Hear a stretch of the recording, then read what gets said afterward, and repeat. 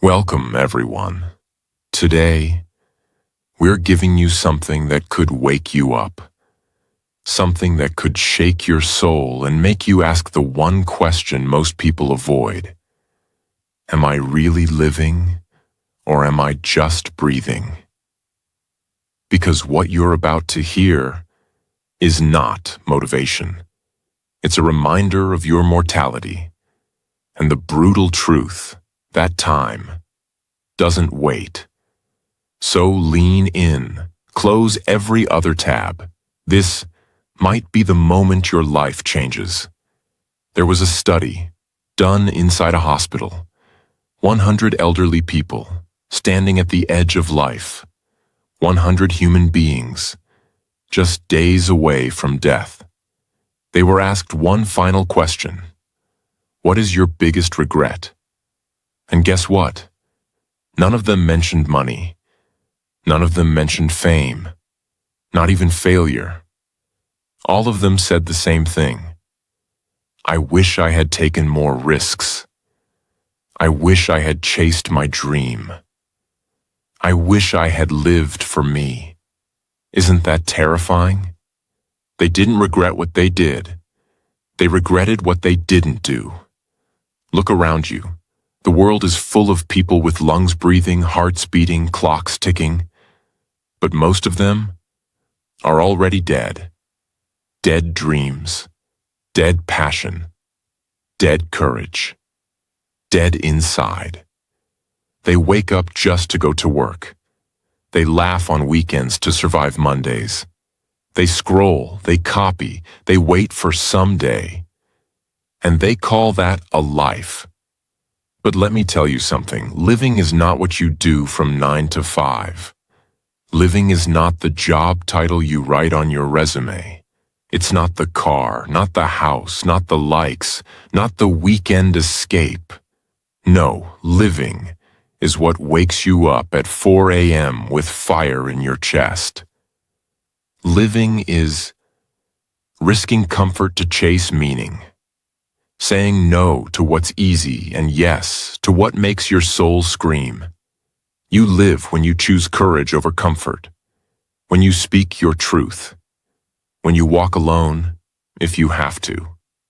You live when you stop waiting for permission, because someday they'll bury your body. But many of you have already buried your heart. The dreams you had at 16, are they still alive? That version of you who wanted more? Is he still breathing? Or did the world convince you to give up? Slowly. Listen to me. You only get one life, one shot. And the saddest part? Most people will die without ever living it, but not you. Because today, you're going to learn exactly how to live. Stay with me.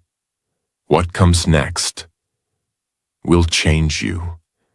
This video will also help you improve your English and change the way you see life. Subscribe now, and let's begin. Chapter 1. Perception and Psychology. Change your mind, change your life. Most people are not trapped in a job, not trapped in poverty, not even trapped in their circumstances. They are trapped in their own mind. If your perception is broken, your whole life feels broken, even when nothing is. And if your perception is clear, you can walk through fire and still feel like you're free. The first secret to truly living, not just surviving, is this. You must reprogram the way you see the world. What is perception? Perception is not reality, but it shapes your reality. Two people can live the same day. One calls it a disaster. The other calls it a lesson. One sees failure and breaks. The other sees failure and builds. One sees a heartbreak and gives up on love. The other sees heartbreak and realizes what they truly value. So the question is never, What happened to you? The question is, what meaning did you give it? That meaning, that story you tell yourself, becomes your life. Imagine this. Two kids grow up in the same house. Their father is abusive, angry, cold, never said, "I love you." Years later, the first child says, "I'm this way because of my dad. He ruined my life. I'm angry, afraid, and broken." The second child says, "I'm this way because of my dad. He taught me who I never want to become. So I became kind, patient, and gentle." Same house, same pain, different perception. That's the power of psychology. That's the power of the human mind. You can either let your pain define you, or you can use it to design you. Everything you see is filtered through the lens of your past beliefs. If someone compliments you, but your lens says, "I'm not worthy," you'll reject it. If someone loves you, but your lens says, "I'm not lovable," you'll sabotage it. So the real enemy isn't the world. It's the lens.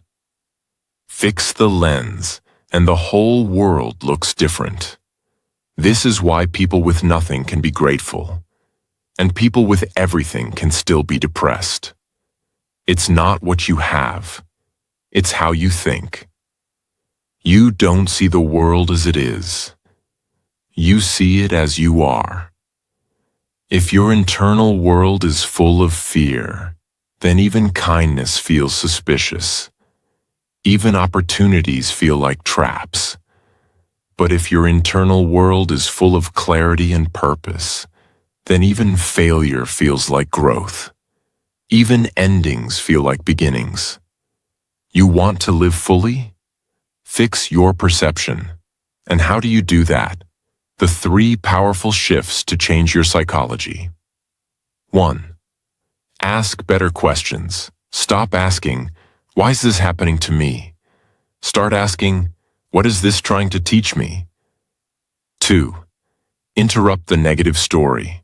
Whenever you hear yourself say, "I'm not good enough," "People like me don't succeed," "I always fail," stop, breathe. Say, "That's just a story. I can write a better one." 3. Surround yourself with better mirrors. You believe what you hear the most. If you're surrounded by small thinkers, negative people, or fearful voices, you'll start to shrink. But if you surround yourself with those who believe in something bigger, you'll start to grow. You want to live a real life? You want to wake up and feel alive again? Then stop waiting for the world to change. Start by changing your mind. Because the prison you're in, most likely you built it. And the freedom you crave, it begins with how you choose to see. Everyone dies, but not everyone rewrites the story in their mind. Start there. Live begins in the brain. Chapter 2. Relationship Dynamics. Who you keep shapes who you become. Let me ask you something personal. When you walk into a room full of your so-called friends, do you feel seen? Do you feel inspired? Or do you feel like you need to shrink yourself to be accepted? Because the truth is, you don't just grow by yourself. You grow through who you're around. There's a famous truth in psychology. You become the average of the 5 people you spend the most time with. So look around. If they're negative, scared, bitter, complaining, you will become that too, even if you're not like that now. If they laugh at your dreams, you'll start to feel like your dreams are too big. If they secretly hate you but still hang out with you, you'll start to question your own worth without even knowing why. Relationships shape identity. When you spend time with someone, you don't just share words. You share energy. You absorb their beliefs. You imitate their habits. You mirror their standards. If you're surrounded by people who normalize laziness, you'll feel guilty for being ambitious. If you're around people who mock healing, growth, or deep thinking, you'll start to feel stupid for wanting to evolve. That's not friendship. That's slow poison. Growth has a price, and that price is often loneliness. For a little while. But let me be brutally honest with you. If you don't leave the wrong people, you'll never find the right ones.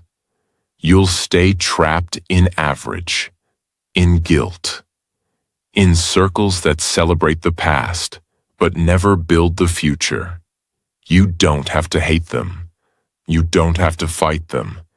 You just have to outgrow them quietly. And you will. A young woman wants to become a writer, but all her friends joke, "Oh, so now you think you're going to be famous? Come on, you can't even write a birthday card properly." She laughs along and stops writing. She meets new people, authors, creators, dreamers. They say, "You should write that. That's a brilliant idea. Let's help you start." In 2 years, she becomes a published author. Same talent, same girl, different circle. 1. Audit your circle. Ask this for every person in your life. Do they expand me or shrink me? Do I feel alive after talking to them or emotionally drained? Would my future self thank me for keeping this connection? 2. Stop forcing loyalty to dead energy. Loyalty is beautiful, but only when it's mutual. If you're always the one giving, supporting, saving, but they're never there when you need them, that's not loyalty. That's self-abandonment. 3. Choose alignment over history. Just because you've known them for 10 years doesn't mean they still belong in your next 10. Choose people who align with your future, not those who are comfortable with your past. You are not meant to carry everyone with you.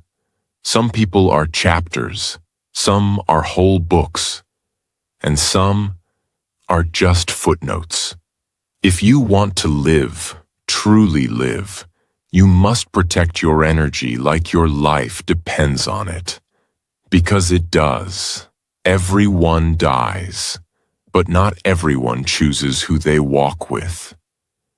Choose wisely, and your life will feel like a rising flame instead of a fading light. Chapter 3. Don't try so hard. Let go to set yourself free. There is a hidden pain in modern life. It's the pain of trying too hard to be someone you're not. Trying too hard to be loved. Trying too hard to succeed. Trying too hard to be enough. And in this struggle, we lose ourselves. The world tells you, work harder, push more, hustle 24/7. But no one tells you the cost of always trying. You lose your peace. You lose your joy. You lose the real you. So here's the truth. Trying too hard is not the way to live. Letting go is. Trying too hard means you don't believe you're enough without the effort. It means your value is tied to outcome, not presence. It means you're addicted to performance, not aligned with purpose. Let me explain. You try to impress people who don't even think about you. You try to prove your worth to those who already doubted you. You try to be strong when you're breaking inside. You try to be perfect so no one leaves. But in all this trying, you stop living. You become a machine, a performance, a mask. There's a beautiful story told by a wise master. A man falls into a river. He struggles, panics, kicks, and gasps. He tries harder and harder to stay afloat. The more he fights, the more he sinks. Until finally he stops. He lets go. And suddenly, he floats. That's life. Sometimes, the harder you try to control everything, the more you drown. But when you release, you rise. It comes from the fear of rejection, not being enough, failure, abandonment, not being loved. So you overcompensate. You become a people pleaser. You become a perfectionist. You fake confidence. You force relationships. You push when you should pause. But real life doesn't reward effort. It rewards alignment. What's the difference between effort and force? Effort is healthy. Force is toxic. Effort feels like energy moving in flow. Force feels like you're dragging yourself through mud. Effort is when you plant the seed and water it with love. Force is when you keep digging it up every day to see if it's grown. Effort is giving your best. Force is never feeling like your best is enough. Letting go doesn't mean giving up. It means surrendering the need to control what you can't. It means trusting the process, allowing space for grace, knowing that who you are is enough, acting from peace, not panic. You let go of people who left. You let go of outcomes you can't predict. You let go of trying to prove something to the world. And in that letting go, you come back to yourself. Imagine a girl who always tried to be the perfect daughter. Straight A's, no mistakes, smiling always, never complained. But inside, she was exhausted, depressed, crushed. One day, she stopped trying to be perfect. She cried in front of her parents. She told them the truth. She said, "I don't want to be your project. I want to be your child." That day, she didn't lose love. She found it. Because real love starts when you stop performing. You were never born to prove your worth. You were born to live it. Stop trying so hard to be liked, perfect, accepted, enough. You already are. You don't need to hold your breath to be loved. Let go and breathe. Everyone dies. But not everyone lets go of the pressure and finally lives. Chapter 4. Health and Vitality. Energy is the currency of life. Let's be real. You can have all the dreams, all the money, all the opportunity in the world. But if you don't have your health, you have nothing. There is no wealth without health. Because without the energy to live, you're only surviving. Most people don't die at 80. They die at 40. When their body breaks down, their mind gives up, and their soul goes numb. But they are still breathing. They call that aging. But that's not aging. That's neglect. If you want to truly live, you must protect your energy. Vitality is more than fitness. It is your life force. It's the reason you wake up with energy or wake up with dread. It's the strength behind your decisions. It's the spark in your eyes, the glow in your skin, the sound of your laughter. And without vitality, life feels like a prison.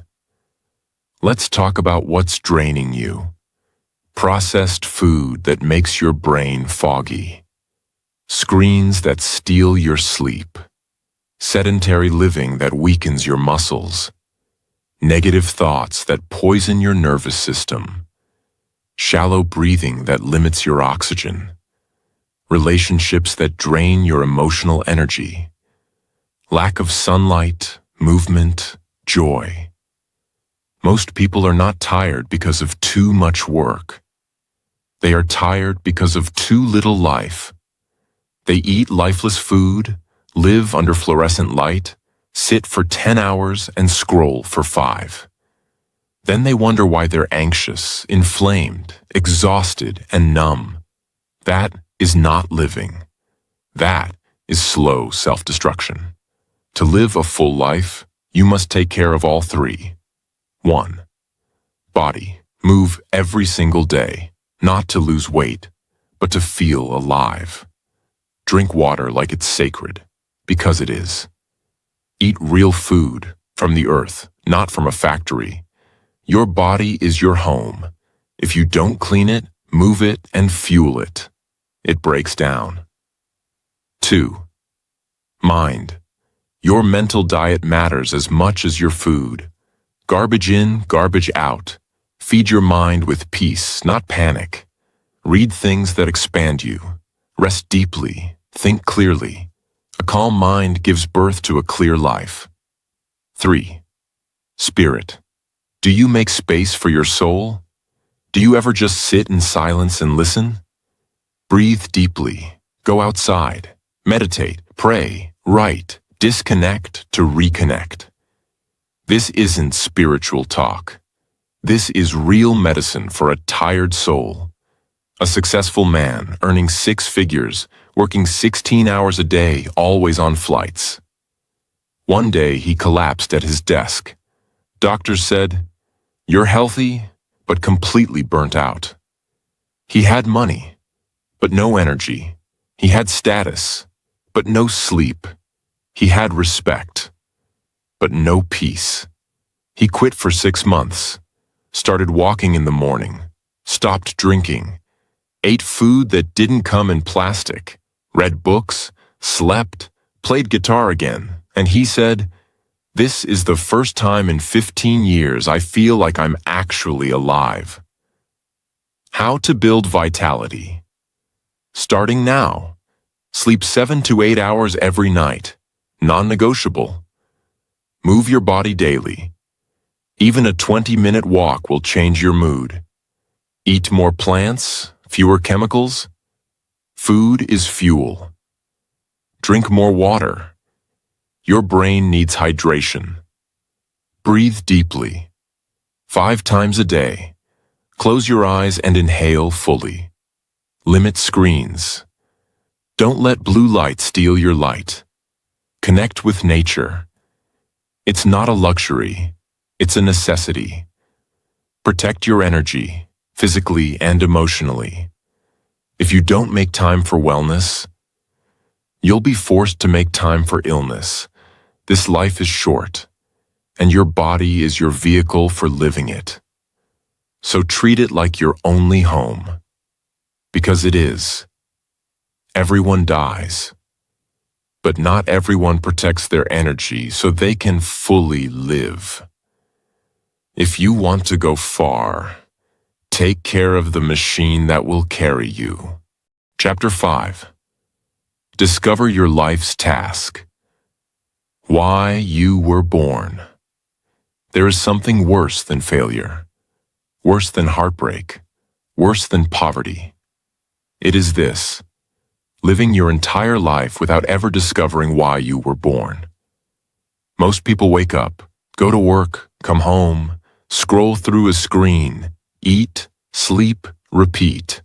Years pass, and one day they whisper to themselves, "Is this all there is?" They had a fire inside them, a calling, a spark, but they buried it under society's expectations, and now they're surviving a life they never truly chose. Your life's task is the one thing only you can do. It is your unique contribution to the world. The thing that uses your pain, your talent, your past, your passions, your voice. It's not always a job. It's not always something you get paid for, but it is something that gives your life meaning. A person with no task becomes empty. A person with a task becomes invincible. Most people never find it because they were told, get a safe job, be realistic, follow the rules, don't dream too big. So they traded their gift for a salary. They traded their genius for approval. And now they wonder why they feel hollow inside. It's not because you're broken. It's because you're not aligned. Here are 5 powerful questions to ask. 1. What did I love doing as a child, before the world told me what success is? Go back to what made time disappear. 2. What comes easily to me but seems hard for others? That is your natural zone of genius. 3. What problem am I obsessed with solving even for free? That is your heart's direction. 4. What pain have I survived that I want to help others overcome? That is your emotional calling. 5. If money didn't exist, what would I spend my life doing every day? That is your soul's truth. Write these down. Think deeply. Your purpose isn't lost. It's waiting for you to remember. Don't think you must find it at age 20 or 30. Some people discover it at 50, some at 70. There is no deadline. But there is one rule. If you don't search for it, you'll die with it still inside you. And that is the real tragedy. This world doesn't need more copies. It needs people who come alive. You were not born just to pay bills and die. You were born to build, to express, to heal, to speak, to invent, to inspire. Everyone dies, but not everyone finds out why they lived. Find your task, then give your life to it. That is how you become eternal. Chapter 6. Financial Intelligence. Money doesn't buy life, but it builds freedom. Let's be honest. Money isn't everything, but it touches everything that is. Your health, your relationships, your time, your peace, your ability to give, to create, to explore, to live. All of it depends, in some part, on money. People who say money doesn't matter usually don't have to worry about it. The truth is, financial ignorance kills dreams. Financial intelligence sets you free. It's not just earning more. It's understanding how money works, where it flows, why it disappears, and how to make it work for you instead of against you. Most people are slaves to money. They live paycheck to paycheck, not because they are lazy, but because no one ever taught them how to manage their energy, value, and mindset around money. 3 common lies about money. 1. Money is evil. No, greed is evil. Money is a tool. It magnifies who you already are. 2. If I work harder, I'll become rich. Hard work helps, but smart money grows. Many hard workers stay poor because they never learn about assets, investment, and ownership. 3. I'm just bad with money. No one is born bad with money. You're just untrained. Like a muscle, it can be built. 5 pillars of financial freedom. 1. Learn to save, but not just save. Saving is step 1, but don't hoard. Learn to use that money to grow. 2. Invest early, even in small amounts. Compound interest is real. $10 invested monthly is worth more than 100 saved once. 3. Create multiple income streams. Don't rely on one job. Learn skills that pay you in different ways. Writing, designing, consulting, selling. 4. Understand needs versus wants. Most people are broke not because of poverty, but because of poor priorities. Buy tools, not just toys. Invest in learning, not just lifestyle. 5. Let money serve you, not control you. Use money to buy freedom, not to impress strangers. Don't be afraid to talk about money. The more silent you are about money, the more shame you build.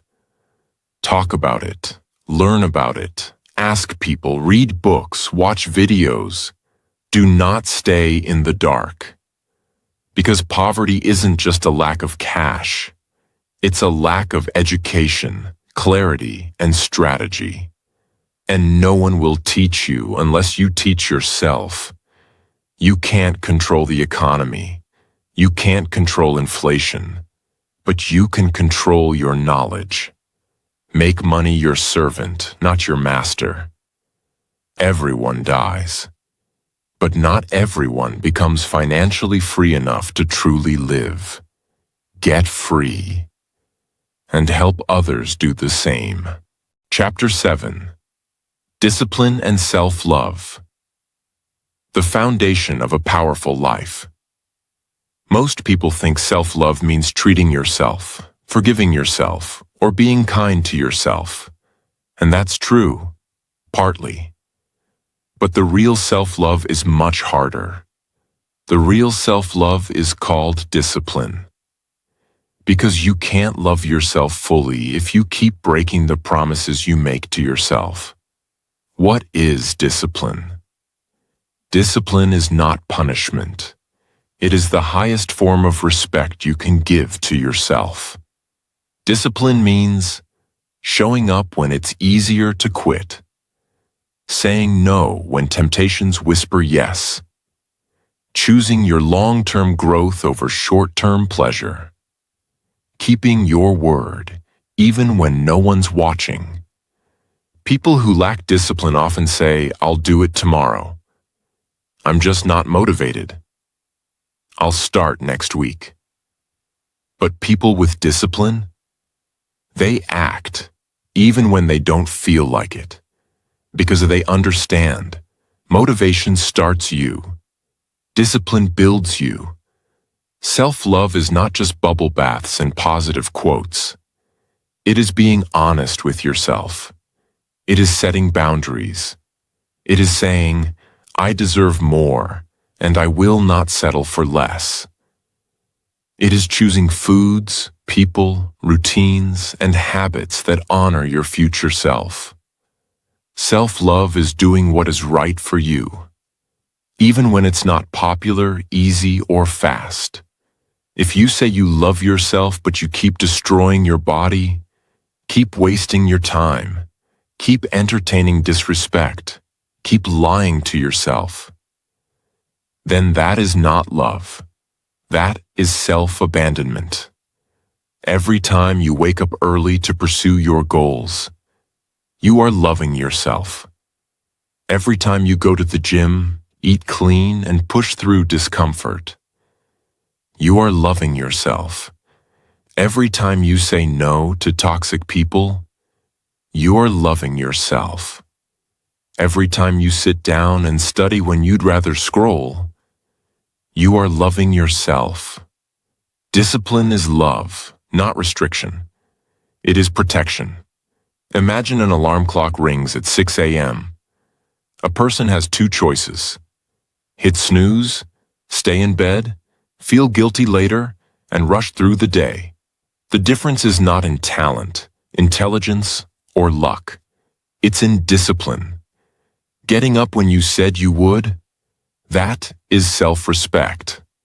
That is self-love in action. Every time you follow through on a promise to yourself, even something small, you strengthen your confidence, your clarity, and your power. Discipline is not a punishment. It's the daily proof that you believe in your future. 1. Start with one non-negotiable. Choose one thing you will do daily, no matter what. It could be 10 minutes of reading, 20 push-ups, or waking up at a fixed time. Start small. Build identity. 2. Remove options. If you want to wake up early, don't sleep with your phone beside your bed. If you want to eat clean, don't keep junk in the house. Make the right choice easier. Remove the wrong ones. 3. Track your promises. Keep a journal. Every night write, "Did I keep my promise to myself today?" This will rebuild trust with yourself. 4. Celebrate progress, not perfection. You don't have to be perfect, but you do have to keep going. One step at a time is still movement. You can't heal what you continue to harm. And you can't grow into your highest self if you keep making excuses for your lowest self. Everyone dies, but not everyone loves themselves enough to build the life they deserve. If you want real power, real confidence, real freedom, start with discipline. Start with love. Chapter 8. Empathy, the most underrated superpower. In a world obsessed with intelligence, success, and power, there is one trait that is forgotten, but life-changing. It's called empathy. And if you want to truly live, if you want to deeply connect, if you want to leave behind something bigger than money, then you must learn the quiet strength of understanding another human being. What is empathy? Empathy is not sympathy. Sympathy is saying, "I feel bad for you." Empathy is saying, "I may not fully understand your pain, but I'm here with you in it." It is the ability to pause your opinion, step into someone else's story, feel their emotions, and respond from compassion, not judgment. Empathy is not weakness. It is emotional intelligence at its highest level. Empathy heals. It creates space. It ends arguments. It opens hearts. The most influential people in history, from leaders to artists, were not just smart. They were deeply human. Because in the end, people don't remember your resume. They remember how you made them feel. Empathy is what makes life rich, deep, meaningful. Without it, we become machines. Successful maybe, but emotionally dead. 1. Listen without interrupting. Don't listen to reply. Listen to understand. Sometimes people don't need answers. They just need to be heard. 2. Assume the best, not the worst. When someone is cold, maybe they're hurt. When someone is angry, maybe they're scared. Try to see their humanity before you label their behavior. 3. Ask real questions. Are you okay? Do you want to talk about it? What can I do for you? These simple words save people. 4. Empathize with yourself too. Don't just show compassion to others. Be gentle with yourself. Forgive yourself. Understand your own wounds. You can be successful, wealthy, and admired. But if you're cold, arrogant, and selfish, you're not living. You're performing. True living happens in relationships, and relationships grow through empathy. That's how you build love. That's how you become someone worth remembering. The strongest people are not those who hurt the most. They are those who understand the most and still choose kindness. So speak softly, listen deeply, feel openly. Because one day it could be you on the other side. Everyone dies. But not everyone chooses empathy. Not everyone becomes a healer in a world of hurting people. But you can. And that is how you truly live. Chapter 9. Focus on yourself. Not the noise, not the crowd. There is a voice inside you that knows what to do. It's quiet, it's calm, it's honest, but it often gets drowned out by opinions, by pressure, by comparison, by noise. Most people never become who they are. They only become what the world told them to be. Because instead of focusing on themselves, they focus on the crowd. And that's the first step to dying before your time. It does not mean becoming selfish. It does not mean ignoring people or isolating yourself. It means building your life around your own values, not society's trends. Measuring your growth based on your own path, not someone else's timeline. Working in silence, healing in private, and living in alignment. Even when no one claps. In the age of social media, people compare their real life to someone else's edited highlight reel. You see someone's success and think, why am I so behind? But you don't see the debt they're hiding, the anxiety they're carrying, the truth behind the photo. When you compare, you forget your own uniqueness. You forget that you're not supposed to run their race. You were born to run yours. Imagine two runners. One is running a marathon, slow, steady, focused. The other is sprinting, fast, intense, and burning out quickly. Now imagine the marathon runner starts comparing himself to the sprinter. He tries to match his speed. What happens? He collapses. That's life. You were designed for your own pace, your own journey, your own timeline. If you try to copy someone else's path, you will exhaust yourself and never arrive. 1. Approval addiction. You do things not because they're right for you, but because you want to be liked.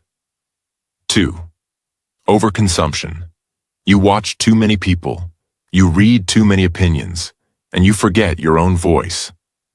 3. Emotional distraction. You let other people's problems become your full-time job. You fix everyone else, while your own life is falling apart. How to start focusing on yourself. 1. Silence the noise daily. Take at least 30 minutes every day with no input, no phone, no scrolling, no talking. Use that time to think, write, walk, breathe. 2. Unfollow to refocus. If someone's content makes you feel small, anxious, or inadequate, unfollow. Protect your mental space like your life depends on it. 3. Define your own success. What does a good life mean to you? Not to your parents, not to your boss, not to the world. To you. Write it down. Build around that. 4. Celebrate small wins. Progress is personal. If you woke up earlier than yesterday, that's growth. If you controlled your anger today, that's power. Focus on your own ladder, not someone else's finish line. When you spend your whole life looking at others, you miss your own greatness. Focus is not selfish. Focus is sacred. Everyone dies, but not everyone focuses long enough to build a life worth living. Tune out the crowd. Tune into your soul. That's where your real life begins. Chapter 10. Smile often, because life is not a punishment. When was the last time you smiled? Not because something funny happened, but because you remembered that you are alive. Life is hard, but life is also precious. And most people walk through it with a frown, not because they're angry, but because they forgot how to see beauty in small things. Smiling is not weakness. It's not naivety. It's not pretending everything is okay. Smiling is strength. It is the courage to face life with hope. It is the decision to choose light, even in darkness. Because a smile is not just for your face. It heals your body. It resets your brain. It softens your heart. Because they're always chasing something. Next goal, next paycheck, next relationship, next success. And in that chase, they miss the moment. They say, "I'll smile when I make it." But the truth is, if you don't smile now, you won't smile then. Because happiness is not in the next thing. It's in your present presence. Studies show that even fake smiling sends signals to the brain to release serotonin and dopamine, chemicals that reduce stress and increase happiness. This means you can literally smile your way into a better emotional state, not by force, but by choice. When you smile, your brain believes you're safe. And when you feel safe, you open up to life again. There was a man who smiled at everyone on his bus ride every day. He didn't say a word, just smiled. One day, a woman stopped him and said, "I was going to end my life last week, but your smile reminded me that life can still have kindness, that someone sees me." One smile. No words. A life saved. You never know what your smile can do. Not just to others, but to yourself. How to smile more, even in a hard life. 1. Practice gratitude in micro moments. You don't need a big reason to smile. Warm tea, a deep breath, a memory, a breeze, a bird, a kind word. Start noticing the little lights in your day. 2. Make eye contact and acknowledge people. At the store, on the road, in your home. Look people in the eyes and offer them a real smile. It's free, and it's powerful. 3. Heal what's stopping your joy. If you haven't smiled in weeks, something deeper needs healing. Don't ignore it. Talk to someone. Write, reflect. Cry if you must, but don't let your light go out. 4. Laugh again. Watch something funny. Be around people who make you laugh. Don't be too grown up to enjoy life. Laughter is medicine. You were not born to live with a burdened face. You were born to shine. Don't let the pain of life steal the joy of being alive. Smile. Not because everything is perfect. Smile because you are still here, still breathing, still becoming. Everyone dies, but not everyone smiles while they're still alive. Be the one who does. Because a smiling soul is a living soul. Listen carefully. This life is not a rehearsal. This is the real thing. No second take, no backup copy, no guarantee of tomorrow. And most people, they live like they're going to live forever. But they're not. They wait. They delay. They hide. Waiting for the right time. Waiting for permission. Waiting for confidence. But the truth is, you don't need more time. You need more courage. Courage to be who you really are. Courage to love again.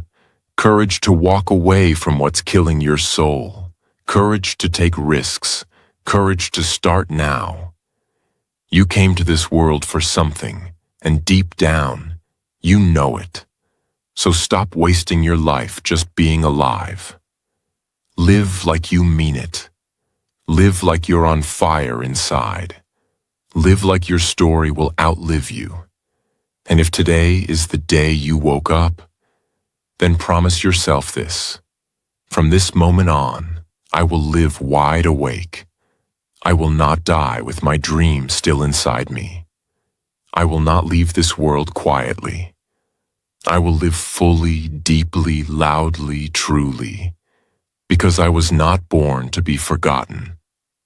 That's how you live. That's how you become immortal. If this video shook something inside you, if it reminded you of your power, your pain, your purpose, then this is just the beginning. Hit that subscribe button for your future, for the life you're about to build from this moment on.